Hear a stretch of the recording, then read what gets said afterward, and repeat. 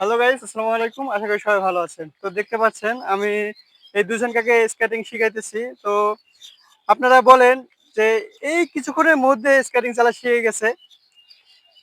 যে ভাইয়াটা অনেক স্কেটিং মানে অনেকদিন থেকে স্কেটিং চালাইতেছে। এরকম টাইম পায় না স্কেটিং চালানোর, একটা জব করে। জবের কারণে স্কেটিং চালাইতে পারে না। তো দেখতে পাচ্ছেন অনেকটাই শিখে গেছে। তো ভাইয়ের কাছে শুনবো যে স্কেটিং শিখার জন্য কতটা পরিশ্রম করে আর স্কেটিং শিখে লাভটা কি? হ্যালো ভাই, আসসালামু আলাইকুম। ওয়ালাইকুম আসসালাম। ভাই, আপনি যে স্কেটিং শিখতেছেন, কতদিন থেকে স্কেটিং শিখতেছেন? আমি মূলত ৭ মাস হইছে কিন্তু এর মধ্যে ৬ মাস আসা পড়েনি। আশা ঠিক পড়েনি। আছে? মানে তো এখন যেভাবে স্কেটিং শিখতেছেন আরকি নতুন হিসাবে শিখতেছেন। হ্যাঁ, হ্যাঁ। এই তো। তো স্কেটিং শিখে আপনার লাভটা কি? ডেভেলপটা কি? দেখা যায় শরীর স্বাস্থ্য ভালো থাকে।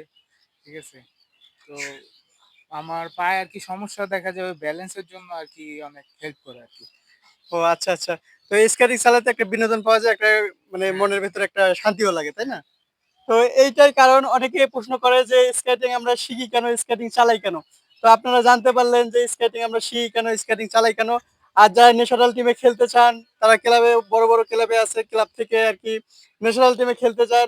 তো ওটা একটা খেলা। আর এখানে যেটা করি আমরা যেটা ট্রেনিং করি, ট্রেনিং দেওয়াই। এটা হলো শুধু একটা বিনোদন আর একটা আনন্দ। তাই না ভাই? হ্যাঁ। আচ্ছা ভাই, ভালো থাকবেন। তো খেয়াল রাখবেন, সেফটি পরেন নাই, সেফটি পরেই চালাবেন।